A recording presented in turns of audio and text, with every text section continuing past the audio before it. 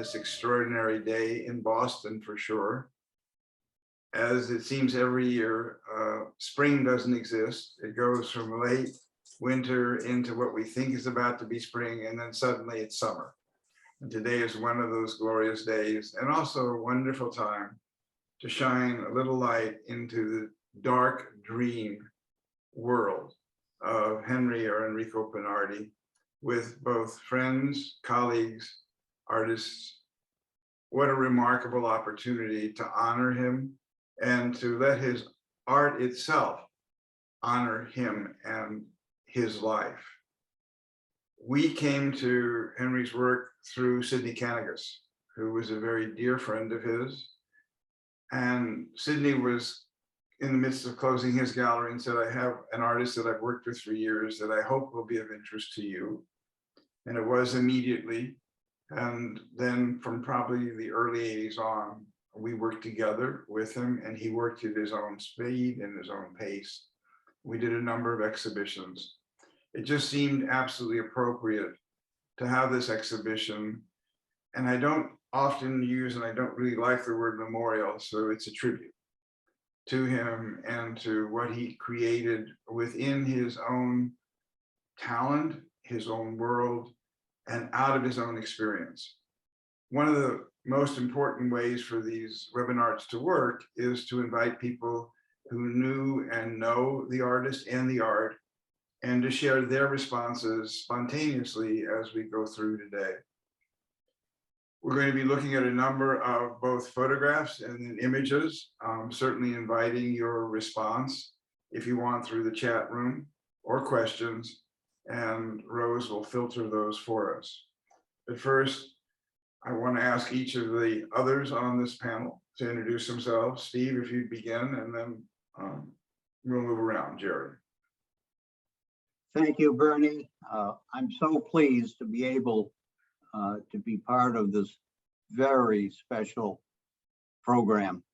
And thank you, Bernie, for inviting us and the others. And thanks to Rose for her key role in bringing this together. It gives me enormous inner joy. And I must be candid, a deep degree of sadness,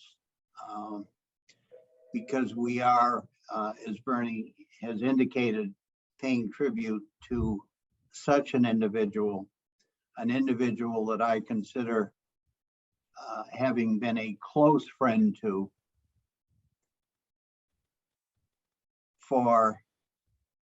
since I'm doing the math now, since 1959.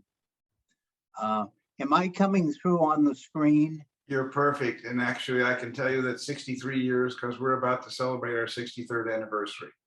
Oh, thank you. It's just that on the screen that I'm looking at, I have another image that somehow has appeared. But in 1959 is when I met Henry, aka Enrico, aka Rico. The list perhaps goes on. But I've known him as a friend, a very dear friend, a travel companion, and perhaps most memorably, a roommate. And we roomed together with an artist from Martha's Vineyard, Tom Dumont. I'd like to mention his name because Henry and I attended his tribute maybe 10 years ago.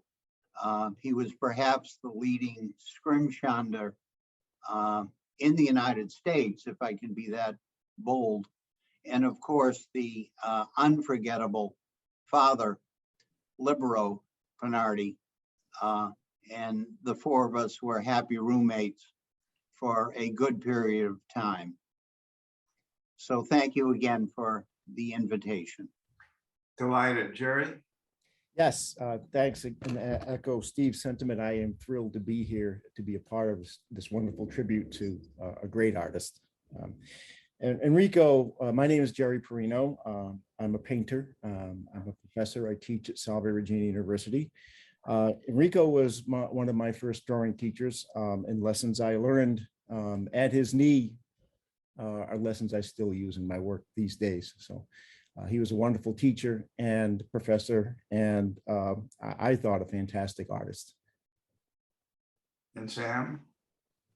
Well, thank you. Thank you for having me. I'm Samuel Bak, a painter, a colleague of Enrico. I cannot claim to have known well Enrico as a person.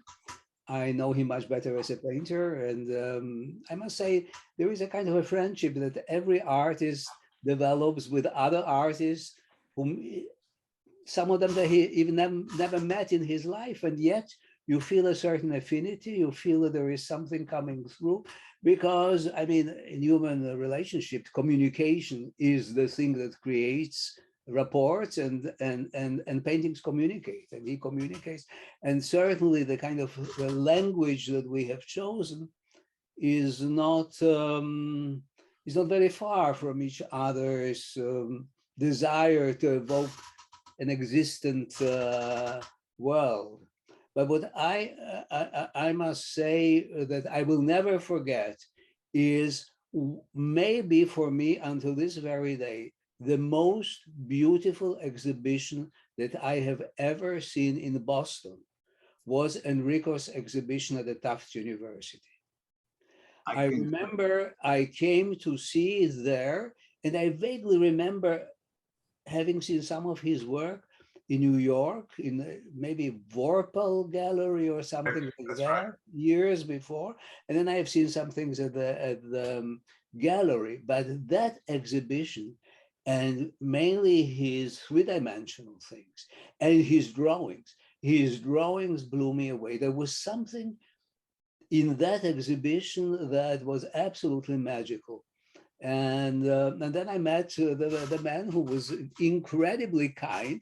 After all, I came from Europe. I was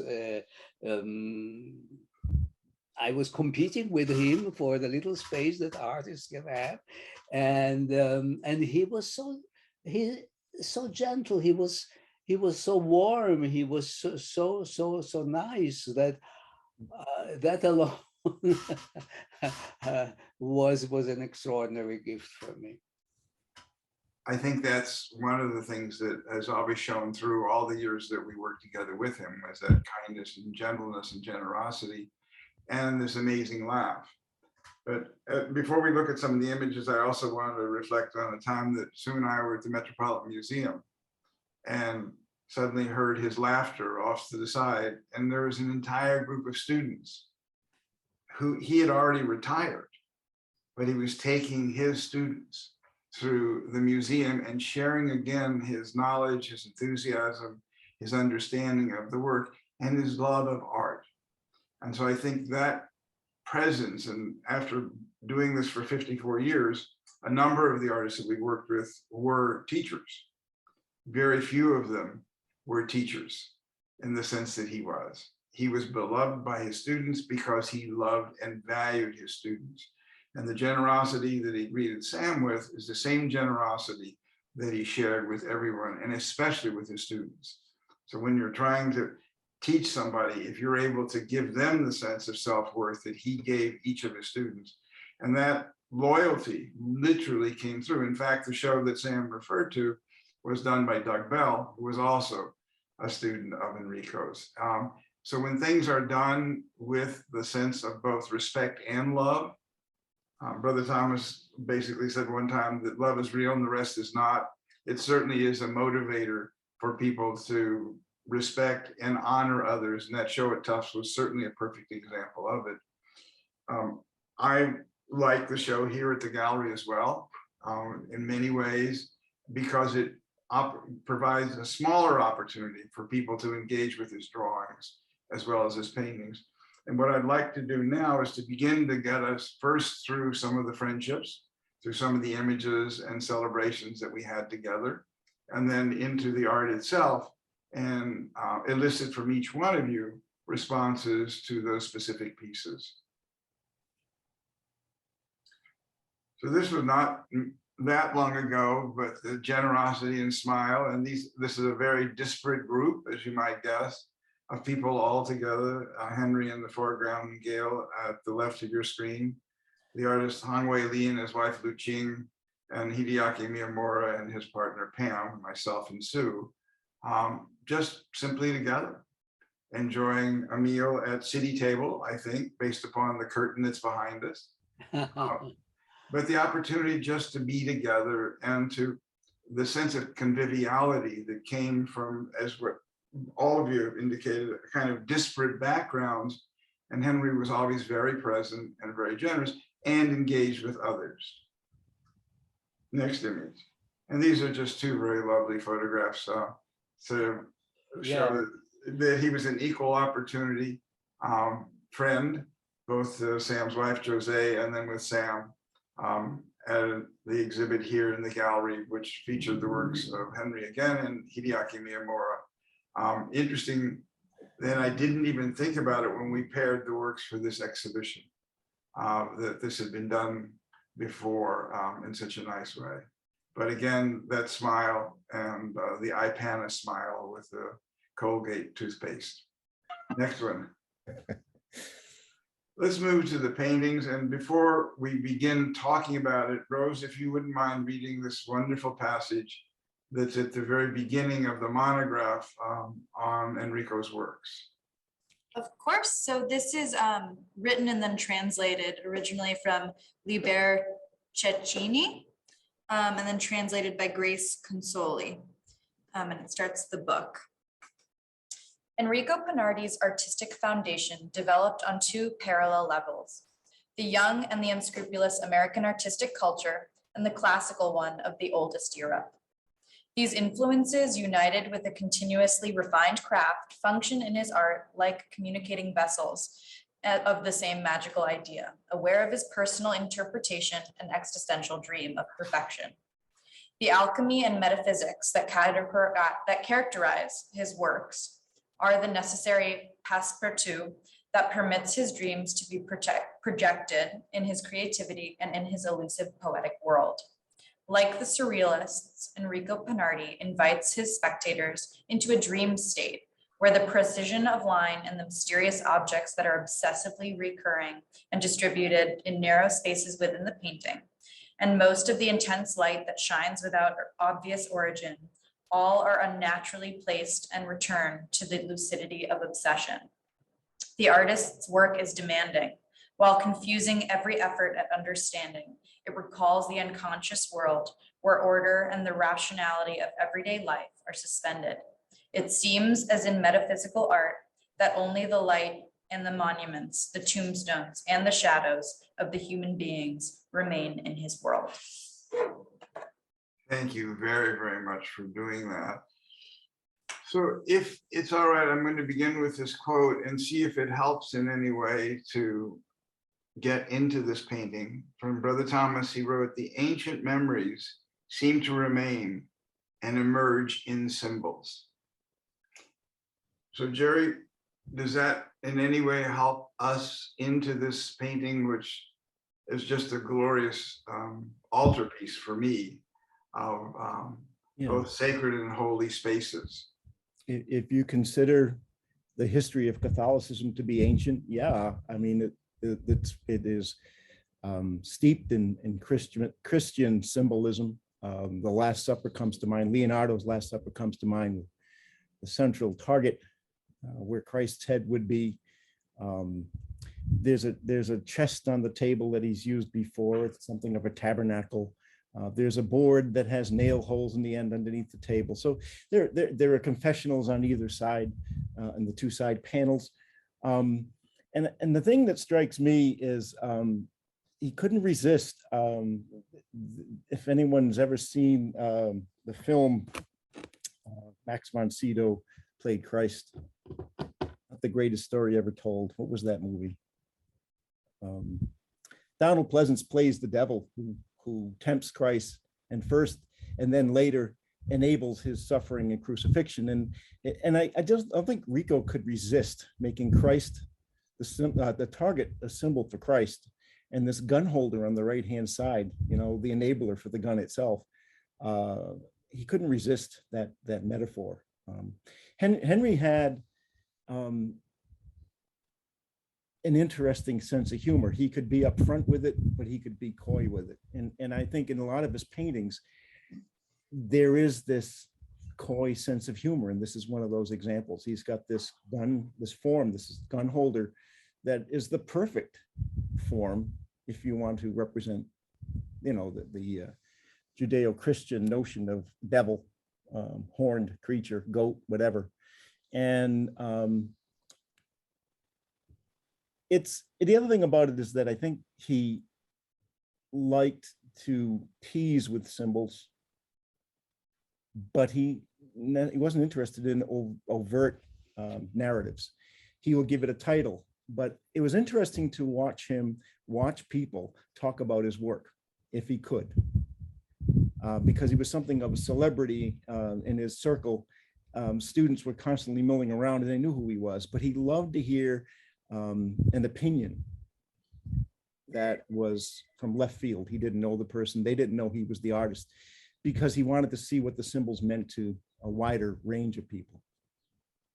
I think that's always one of the potentials and the limitations of symbols. Yes. Steve, your thoughts? Yeah, all of us here, and very likely many in the viewing audience, are aware of Henry's, at a very early age, I believe it was age 8 or thereabouts, his activities relating to ecclesiastical art, whether it would be carving parts of altar pieces, whatever it might be. He would often share these stories with me, and in a publication which the Pucker Gallery put forth by Francine Coslow Miller, she talks about this, and there's some glorious pictures of Henry at an early age, age 8, a very impressionable age to be sure.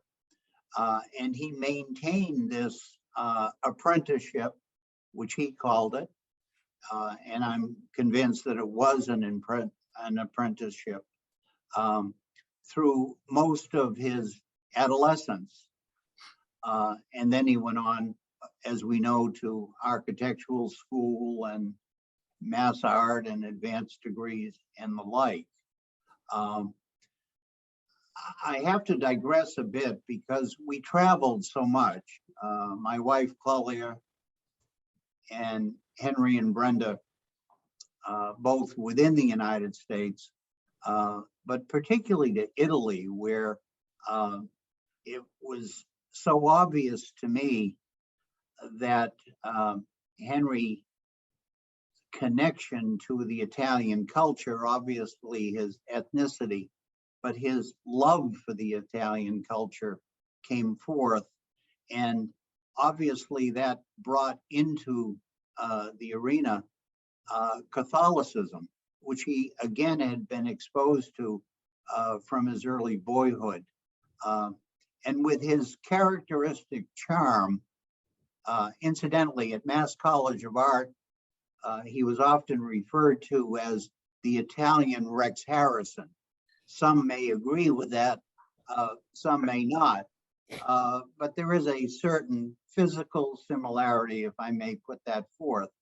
But we would often go to churches that he knew somewhat intimately, but through his own charm and personality would be permitted to go into the back room where the clerics would place their vestments on, where many of the objects that were placed on the altar were obvious to him. He would record these both with camera and occasionally a quick sketch.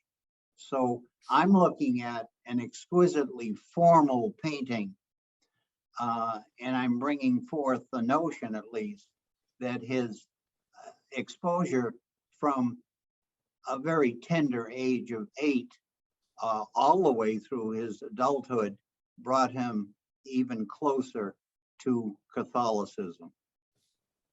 Closer in the sense that he was aware of it, but not necessarily totally engaged by it, would be my guess. Absolutely, absolutely. Thank you. Can I add something to that? Well, I must say what I bring very much in myself when I look at Pinardi's work is my personal and enormous liking for the metaphysical period of Italian art. Well, I lived in Italy for a good number of years in Rome. And I remember that thing called metaphysical art. I mean, the Chirico and then mainly Carrà and the Chirico's brother Sabino makes me think of what somehow happened.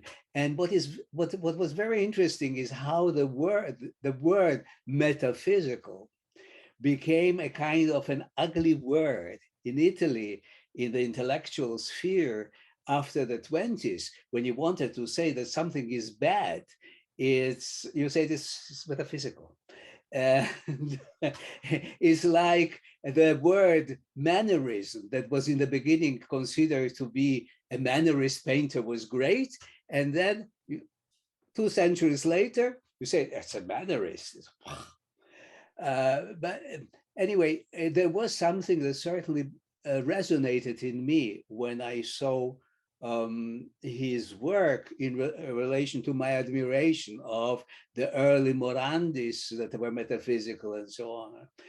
But what always also fascinated in me in his work for me was that he was kind of setting up a stage for a play that the viewer of the artwork had to write for himself. Now, I'm speaking here of theater because when I was a young student of art and so on, painting anything that was theatrical was terrible. I mean, the other bad word for metaphysical was illustration and so on. But I'm speaking of theater in the Brechtian sense, the theater on which we display main issues of our existence and we judge them. We as a public are asked to judge them. And when I look at this painting, the first thing I see is the curtain has opened up. The curtain has moved to the right and to the left. I do not see in this thing confessionals because I mean, being from the Jewish background, a confession goes on continuously. 24 hours a day, one confesses or listens to confessions. So we don't have a special place. But here, a stage opens up. And what I see is, my goodness, where is Jesus? Where are all the apostles? Where have they gone? Maybe Judas has just left the kind of a strange pitchfork that has a little the devilish shape and so on. But there is, in the very center where Jesus is supposed to be, there is a radiation. There is a radiation. So it's fascinating. It's fascinating. So it belongs then really to the beholder to get into that and to write his story and maybe respect Pinardi's search for what he was doing while he was painting, that was happening in him, that partly might have been conscious, and fortunately, part is unconscious, which lends it a mystery. But besides that, he was also, for me, a very great architect of the surface. I mean, he was taking a two-dimensional surface, making it three-dimensional by respecting its two-dimensionality in the most extraordinary way and creating tensions and color becomes sometimes substance, and color is sometimes shadow. So it's all that makes me enjoy so very much his paintings. It comes to mind in your earlier remarks about it is another quote from Thomas: art is something seen about something unseen.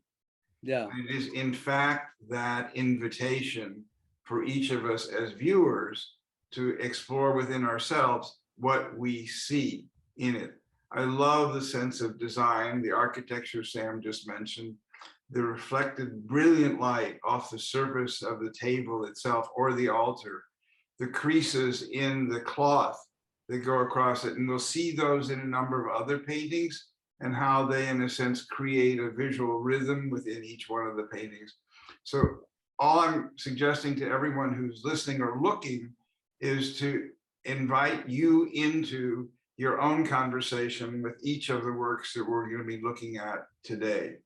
So next image, Rose, please. And this is the great game, if you will. I'm going to ask you, Sam, if you don't mind, to begin just briefly speaking about it, and then the others of us will join in. Again, a triptych. Well, I must say again, I look at this painting and immediately there is a drama. There is, I see it as a stage. I see it as things happening. There is a group. There is on my left side, I can see a group of which there is only one member that is on the other side in a very dangerous situation, because on the other side, there are four very different colors, but same shapes of very menacing kind of Ku Klux Klan figures. And what are these four colors representing? Are they representing four possible visions of the world that each one of them tries to impose on the one who is kind of white and innocent? So there is something of innocence and evil, and then I like the drum in the very first plan, the drum that has this kind of reversed triangle, a red triangle that travels for the eye as a visual means of transportation. From the right side up to the lower side, and then it repeats itself again in this kind of form to the left. And again, the table of the Last Supper, the table in which there is a shadow of a human being in this little silhouette cut up, and this plate, I think, which is kind of floating in the space, if I am not mistaken. Maybe you don't see it very well on the screen, but I think that the original, it's completely weightless. And again, what touches me here so very much is the continuous permanent danger, which is the hole in the ground under the table. I mean, you can, if you are not very careful and you sit down and suddenly you fall down under the table. So there is humor, like, humor also exists. Humor is the key to serious art. I mean, you cannot imagine Shakespeare working well without all the humor in his tragedies. So this is this kind of possibility of creating a perspective that enriches us very much, because we can imagine all kinds of connections. Jerry, would you talk also about some of the light sources in this particular piece, along with everything else that you would like to say? Sure. Yeah, one of the things that I noted about all of his work was the influence of De Chirico. And Henry told me many times, recounting trips that to Italy that affected him, seeing some of the very towns that De Chirico was depicting at a Sunday afternoon, when it's virtually abandoned. The piazza is abandoned. The shadows are long. You might see one person scurrying along. He literally saw that, one person one person was running toward the shadows and it made an impression on them. And the lesson from that was the drama, as Sam was talking about, the drama of de Chirico's landscapes with their long shadows and their brilliant light. He's adopted that. He uses it very, very well. You see the long shadows being cast by these objects. And let me just check my notes on this if you can give me a chance to. I would add that he was influenced, or he admired the work of George Tooker, in part because Tooker was filling his work with social narratives at a time when it was not fashionable. He thought that was courageous and being true to himself. And also Leonardo Criminini, and this gets again back to something Sam had said about the last painting. Enrico was more than willing to let people, let the artwork tell the people what it was about to them. And he had an idea of what it meant to him. And he felt that a lot of times people would get that, but he welcomed different interpretations of the work. And there's a quote by Criminini that I love. And he made this quote when these kind of raucous postmodern paintings were coming to the fore, Basquiat, etc. And Criminini was not a fan, and he wrote, "Painting must not make a noise, because only the doubt is dynamic." And instead of the word doubt, I think Henry would have interjected the word mystery. And I think that was really important to his work. And it's certainly evident in all the paintings that we're looking at today. Again, Sam was talking about drama and the way that he sees this as a stage set. Certainly, from my experience, Henry talked about that many times. But there's something more to it. It almost defies a specific interpretation, one single interpretation. And he welcomed that. I think we all do. Steve? I'm so pleased to hear references to de Chirico and also to Morandi. I believe Samuel mentioned Morandi. And I cannot help but think of, at least on one of our trips, we were seated in an empty plaza or piazza.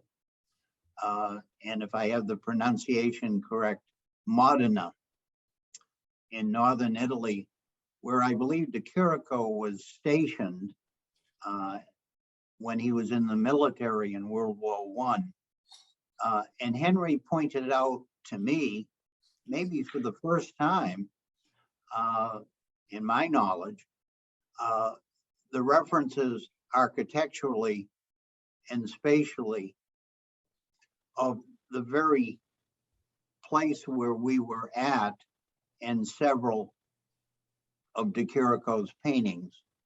De Chirico, as we know, was oftentimes or has been associated with Henry, and Henry did adore his work. We also attended on that same trip, if I'm not mistaken, a Morandi exhibit, an artist that Henry also adored, particularly for his repeating the same or largely the same object over and over, but in a subtle, sometimes very nuanced kind of way. So again, I relate travels with Henry, if you will, with deepening my own understanding, not only of an artist such as de Chirico or Morandi, but also Henry's own work.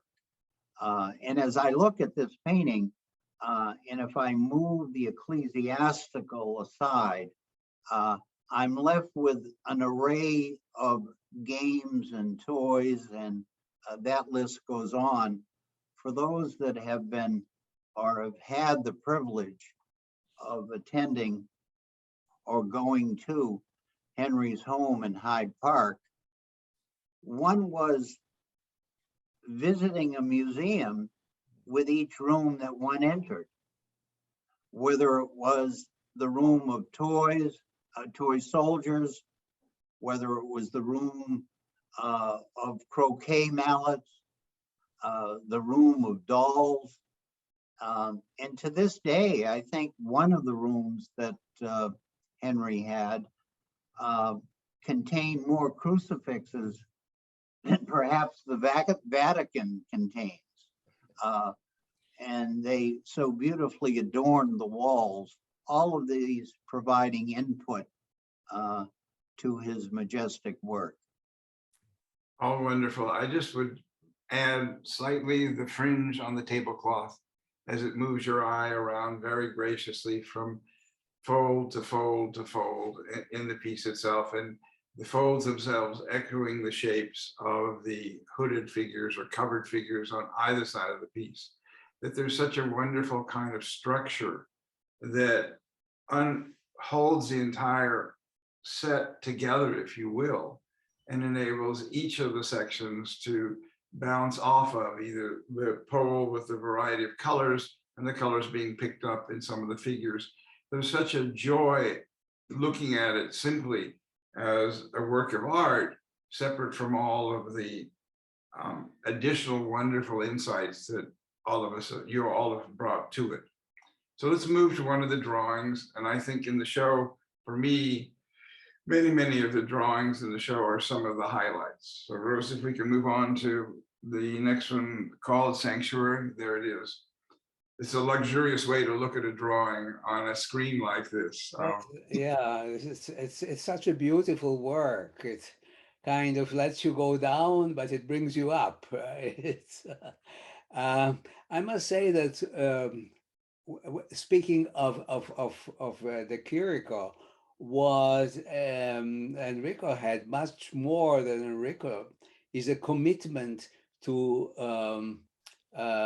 sincerity and to himself. The Chirico, when the word in Italy, metaphysical, became an ugly word, immediately stopped to do his metaphysical paintings and started to paint in a kind of a late primitive kind of Rubensian depictions of his wife or some ladies of the good society of Rome and so on. I must say I was very young when I saw the Chirico, the real the Chirico in life. It was in Rome. It was, I think, 1959 or 60 at a big party. And there was in the middle of the room, the Chirico standing with a glass in his hand. He didn't open his mouth. He did not move. He was a kind of a monument of himself. And the people all around moved, and some whispered, don't you think this was once a known artist, and so on? And I stood there and I thought for about half an hour, what am I going to say if I wanted to have a conversation with this legend of modern art? But by the time I decided maybe what I was going to ask him and so on, he was already gone. So, but I mean, what is wonderful for Enrico is his commitment and his continuous development of his statement. This is much more close to Morandi, as you were saying. And the tastes move, people look for one thing, they look for another thing, and so on.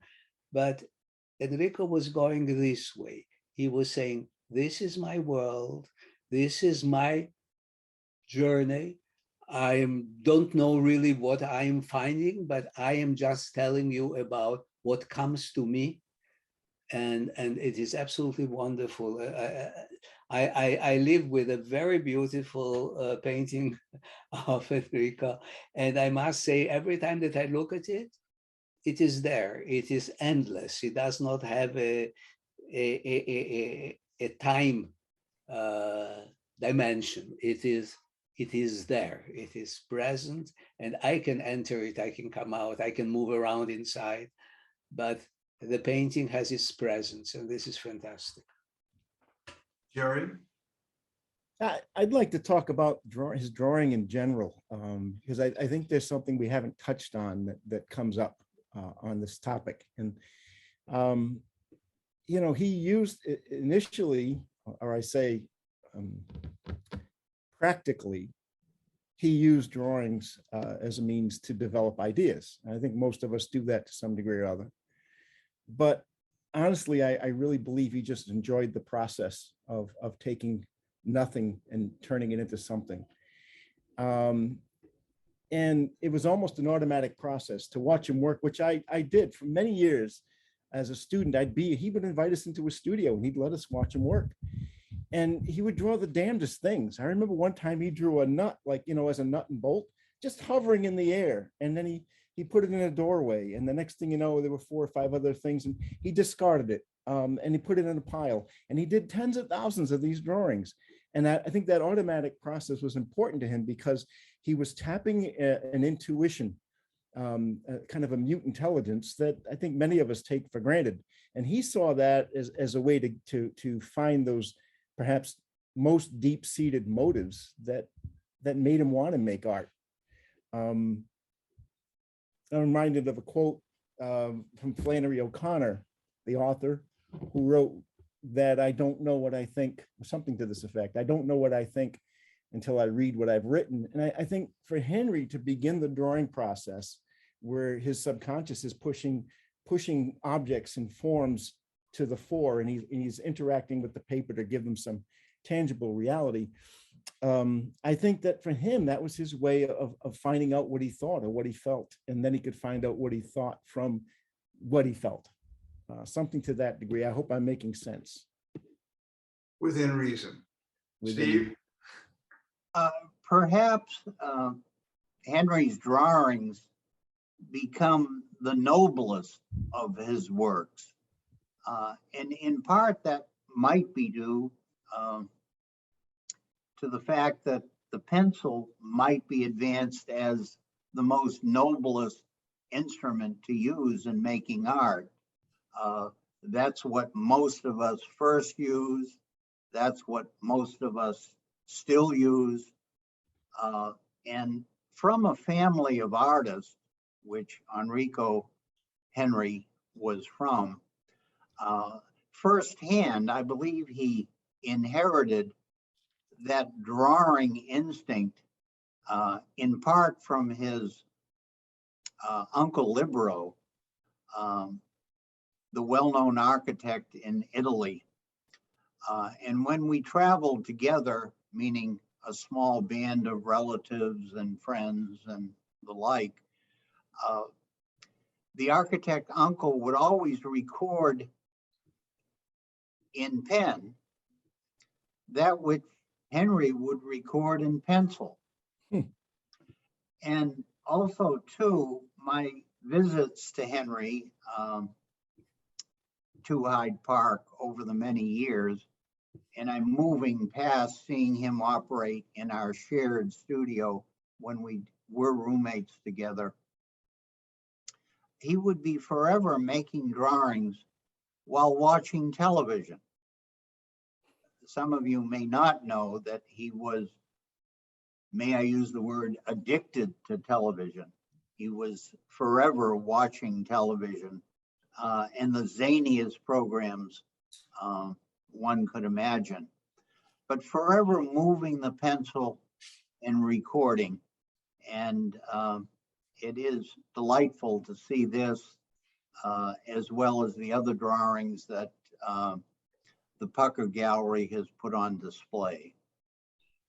I just simply love the opportunity to look at it on the screen and see the luminosity, both on the right-hand side of the column in the foreground, the sense of light that is at the very base of the curtain itself, and then this enigmatic trap door with the stairs going somewhere or nowhere, and then the bit of the light on the back wall. All of these shapes and forms seem to just be very comfortable with one another, and yet the space itself is very uneasy. So the source of light, which creates the designs, are really not real sources of light, but imposed by the artist himself. So the fact that he's doing this and watching television, I only hope it was in black and white. Let's look at it. Let's look at it. Sorry.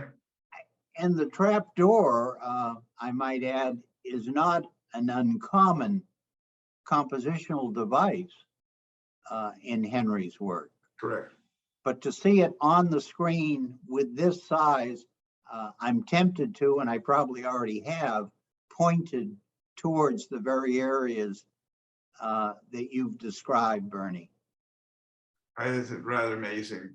Moving on to the monitor, and they're most of the titles, as one has already noted, are very laconic, but nonetheless certainly draw your eye to at least one or another aspect of the piece itself. In this case, you have a choice between the figure on the right and the column and suggested figure on the left.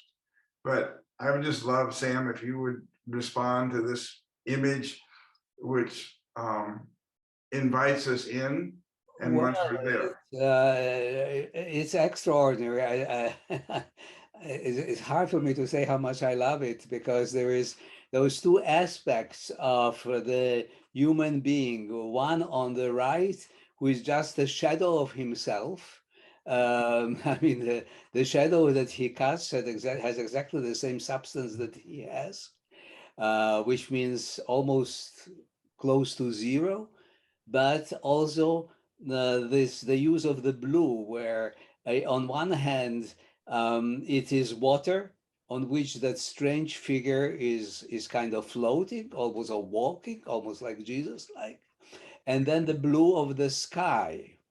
And then on the left, there is this idea of eternity that man projects about himself, seeing himself as a monument, at the same time hardly admitting that this kind of becoming a monument one day is an empty thing.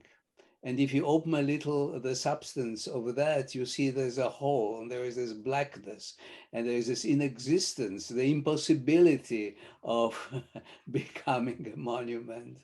And I like very much the center of all these is this kind of, I don't know, I would almost see a guardian of the Queen of England coming out from it.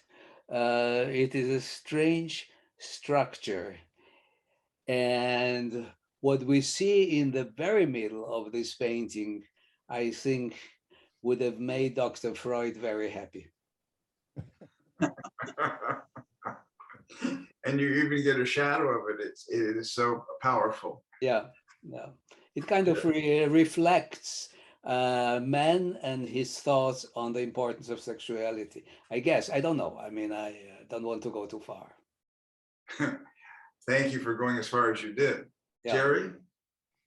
You know, again, it goes back to the notion of lighting. We talked about De Chirico's dramatic lighting. He was also a fan of, as Steve pointed out, television, which we've come full circle because I have a story about that. Watching the film, Orson Welles' film, The Third Man, the first time I ever saw it was in my youth when I was up at Henry's house doing some yard work for the weekend. And he said, "Kid, The Third Man's going to come on." And I said, "What's that?" It was amazing. And every time I see, he uses this kind of trench coat figure on the right many times. And I got to believe that it's been inspired at least somehow at some level by the character Harry Lime, played by Orson Welles in that film. But the lighting, it's again, we talked about drama, we talked about lighting. He was a big fan of film. He loved black and white films. He was the person, I described a film I'd seen when I was a student, the last 10 minutes of a film late at night. This was before cable, so there was no way to rewind it or anything like that. I didn't know who the film was by, but I started to describe Professor Pinardi. It was a black and white film, and every scene looked just like a great painter had designed it. And he knew exactly who it was. He says, "That's Antonioni." So he was really influenced by those movies. And the lighting is important, the drama is important, but in particular in this piece where I see that figure, I think of Harry Lime. Sense of mystery in it also for me, Steve, and all of you is just quite wonderful. As Sam mentioned, the guard's house, but the aperture in the guard's house, and then the residence with the window above the coated figure, all creates a kind of mysterious, both foreboding but also inviting space that grows out of his imagination and his commitment, it seems to me, to pursuing his own inner voice, and makes each one of the works have their own integrity and invitation to everyone to walk into them or to live in them with him and to see if we can survive that. I'm sorry, Steve, did you want to add something, or we'll skip on? Well, I would just quickly add, relating to the world of the cinema, Henry's love for Federico Fellini. And in many ways, as I look at Henry's work, I begin to see a Fellini medley of objects, and in this case, people, albeit much more mysterious, less surreal, one might say.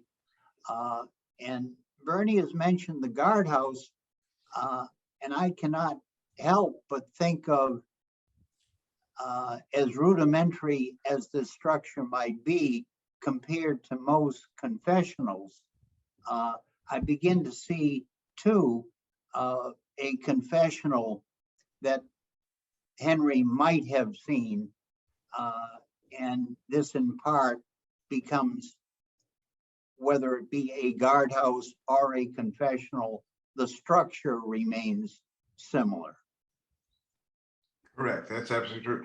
What I just found was a quote that I was going to use later on, but we're also moving along more slowly than I thought, so we'll not get to every image we thought we might talk about, which is fine.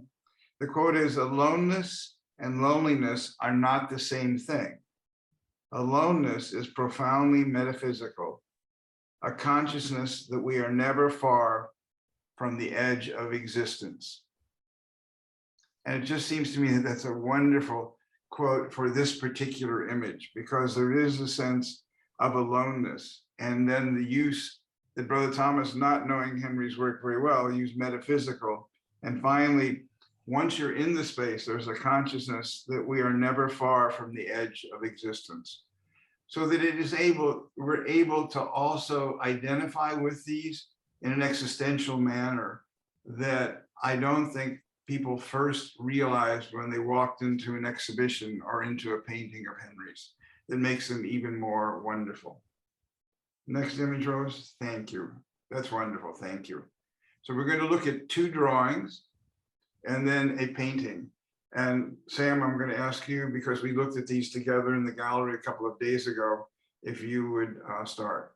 Yes, I was fascinated by it. I must say, it's almost like listening to some musical variations, because they are similar and yet quite different. In one painting, the space is of the table is cut up into 4 squares. In the other one, is much more complex. The shadow is more complex, the little variations. And when I look at these two things on my screen, it also gives me the idea that the power of the artist over the image that he creates is total. Even God doesn't have the power of creation in the world, because then people mess it up. While when Enrico puts a certain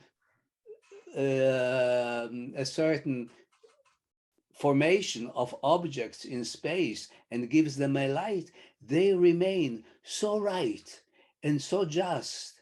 And it is like dealing with the concept of truth. There is a truth on the left and there is a truth on the right. Which truth is more true? Is it the truth of the Palestinians who have a hold on a certain land? Or is it the truth of the Israelis that have a hold on a certain land? And the two forms of truth are kind of equivalent, and at the same time, there is no solution, and there is something endless that happens with these two, because then I can imagine it happening in Enrico's eyes another 1,000 times, and every time a little different. It's, I don't know, I have maybe a very limited vision of his work because I have the vision of a painter who looks at another painter's work. But it is, for me, an endless journey of discovery when I look at even more at Enrico's drawings than his works in paint, because maybe they allow me to color them in my imagination, or maybe because, as you said before, his relationship with the cinema, with the film noir. I mean, these two drawings are coming out from the film noir. They are coming out from the sensitivity of the Jewish filmmakers that escaped from Germany, that brought with them the Bauhaus into Hollywood. And tried, because after all, we should never forget that film and movies are a continuation of painting. And so many great movie makers, like Fellini started as a painter, Tarkovsky started as a painter, Kurosawa started as a painter. I mean, if Greenaway started as a painter, if you make a list of all the filmmakers, you will see that more than half of them were painters, and they just found that there is also a way of making shape move and tell a story. So this is for me the pleasure of looking at these things and connecting them to a whole planet of other artistic shapes. Let us just briefly, and then we'll come back to the drawings. Rosa, if you can put in the enigmatic variation 2 next, it would be great, because it essentially is a painting of this theme and variations, I hope. If I got the right one. It's P95.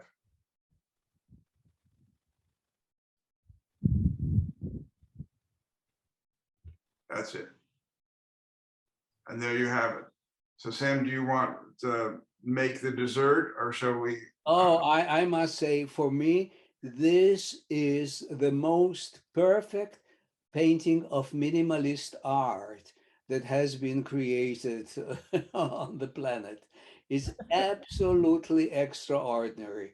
I would, I think this is more worth than all the output of some other artists that are hanging on walls of museums and boring us. While this is absolutely extraordinary. I'll just leave the word extraordinary in terms of what this very simple shape can tell us, provoke, and mesmerize us. I wanted to bring it up in conjunction with the 2 drawings that we just saw, because essentially we have the same elements: the table, the Absolutely. board coming out, the house-like shape. What's introduced into this particular piece is the box in the lower right-hand corner, and then the opening in the floor. But the idea that you can take this simple, basically not so simple form, and then create these wonderful spaces and places for people to actually engage with the art of seeing and seeing carefully. All of your references to his engagement with film is certainly very helpful to many who know film well. But no matter where you come from with the work, his work invites us into a space that many of us have never gone to before in such an extraordinary way. Steve, and then Jerry, if you want to make some comments, and then I will apologize because we've already run out of time. But since there's no time limit, let's say what we want to say, please. Coloristically, as I look at this painting, I'm absolutely entranced. It has a power and an impact that delivers on every level. And that which has been mentioned, the illusionistic plank, if that's what it be, that juts out on the left-hand side atop the table. And I have noticed that in a number of works that are currently on display in the gallery. It's just a magnificent use or handling of paint and color. De Chirico has been mentioned several times. I don't know if we can easily apply De Chirico to a work such as this, but in general, I see Henry departing from De Chirico in this respect. As I look up close at Henry's work, and as I look up close at De Chirico's work, I see in Henry's a precisionism that I do not see in the work of De Chirico. Again, this is not the best example to use, but we've seen many, and I believe all of us have a common understanding. And when we look at the drawings, which we're not looking at now, but the precision that emerges from his drawings in whatever passage you look at within the work is masterful. And again, I believe it's his love affair with the pencil or charcoal, as the case might be. Jerry? The drawings, Which we can go back to. the Rose, theme doesn't, we don't really have to, but the theme and variation, a part of his process, I had talked earlier about this kind of stream of consciousness where he would just throw things together intuitively, and then he would develop them. These are not those. These are next generation drawings that are larger. You can see they're about a full sheet of paper. And the other ones would be done small enough in a sketchbook. By here, he has a really strong idea of what he would want to do. And then the painting tells you where he fell down on it in terms of the ledger, which one he preferred. He preferred the plank coming out, which is a convention he used over and again. In fact, I had the great pleasure, Doug Bell, who was mentioned, and I were in the studio working with him one evening, and he said, guys, come over here. And he had us stand on either side of him, standing in the center. He said, see the board that's poking out off the tabletop? Yeah, who is it pointing toward? And we all raised our hands because he was thrilled to discover that by putting the board that way, it would literally follow you around the room, kind of like some eyes in a bad horror film where the painting comes to life or something. And but the earlier point I was making is really the important one. This was a part of his process of developing the ideas. And he felt once he understood roughly what the drawing was going to look like, and eventually the painting was going to look like, he would commit to it to do these really polished, beautifully polished drawings. So these are kind of intermediate steps along the way. And you can almost always tell which one he prefers because that's the one that basically he turns into the painting itself. I just wanted to, Rose, if we'll go back to the painting and thank all three of you and Rose as well, for making this a rather extraordinary journey, well beyond any of my expectations. And to finish with the quote that ends the quote that we began with: metaphysical art, that only the light and the monuments, the tombstones and the shadows of human beings remain in his world. And now they remain in our world. What a wonderful opportunity to be with all of you to share the work and to, in a way, preserve it through this conversation so that hopefully future folks will access it and be as engaged by it as each of you have been. So thank you, thank you, thank you. Thank you. Thank you. Thank Real you. pleasure. Thank you very much.